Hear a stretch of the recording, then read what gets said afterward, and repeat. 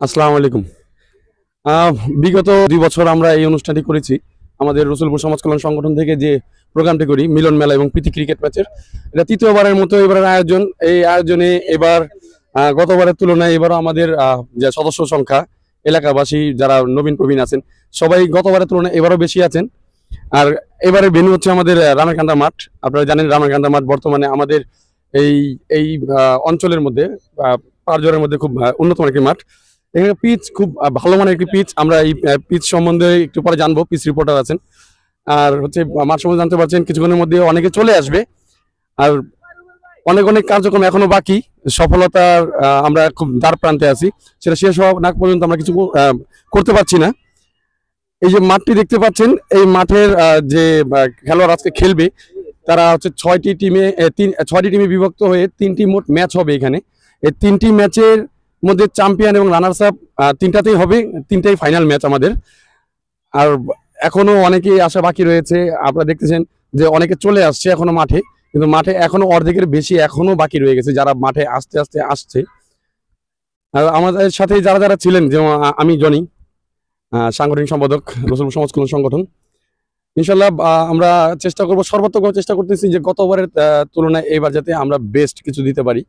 আর যারা প্রবীণ আছেন তাদের সম্মান রক্ষার্থে, যারা নবীন আছেন তাদের সুশৃঙ্খলা এবং যে আদব আচরণ, এটার মাধ্যমে যাতে প্রকাশ পায় যে আসলে জিঞ্জিরা ছেলেরা বা রসুলপুরের ছেলেরা, সংগঠনের ছেলেরা এরা অবশ্যই আদবের সহিত চলাফেরা করে।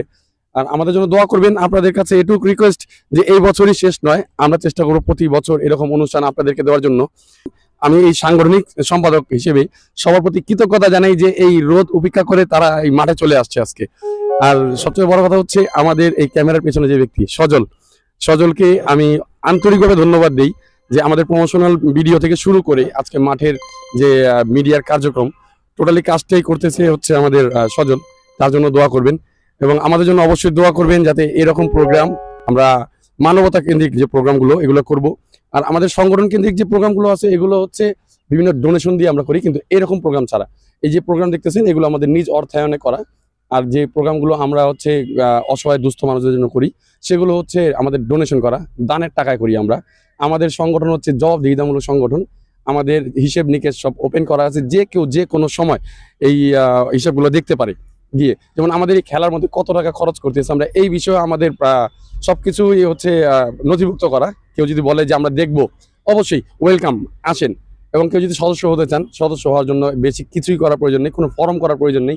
আপনি যাবেন আত্মমানবতার সেবায়, নিজের নামটা আমাদের সাথে উল্লেখ করে দিবেন।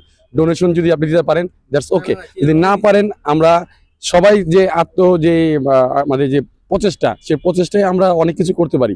যেখানে আমরা 100 টাকা যদি খরচ করতে পারি, সেখানে একটি গরিব মানুষের জন্য হয়তো 100 টাকা আমরা দান করে দিতে পারি। এই দানের অনেকটাই দানের ক্ষেত্র থেকেই কিন্তু আমাদের সংগঠনের বিভিন্ন কর্মকাণ্ডগুলো আমরা পরিচালনা করি। আর যে প্রোগ্রামগুলো আমাদের দেখেন নিজস্বভাবে যে আমরা করি, আমাদের ইফতার মাহফিল থেকে শুরু করে এরকম আমরা যে বনভোজনটা করি, প্রীতি ক্রিকেট ম্যাচ করি, এগুলোর মধ্যেও কিন্তু দেখবেন যে প্রত্যেকটা টাকায় আমাদের নিজস্ব অর্থায়নে, আমাদের যে অফিস কার্যালয়ের যে ভাড়া, এগুলো অফিসে আমাদের এগুলো সব নিজস্ব অর্থায়নে। আর বাকি যত দান, আত্মমানবতার সেবা যেগুলো আমরা করি, আমাদের হচ্ছে কম্বল বিতরণ থাকে শীতকালে, ঈদের সময় একটা আমরা হচ্ছে ঈদ উপহার বিতরণ করি। যেমন গত বছর একটা বন্যা দুর্গতর একটা সমস্যা গেছে নোয়াখালীতে, সেখানে আমাদের এলাকাবাসীর প্রচেষ্টায় আমাদের মতো আরো সংগঠন মিলে আমরাও ছিলাম সেখানে। আমরা এগুলো কাজগুলো হচ্ছে বিভিন্ন ডোনেশনের মাধ্যমে করি।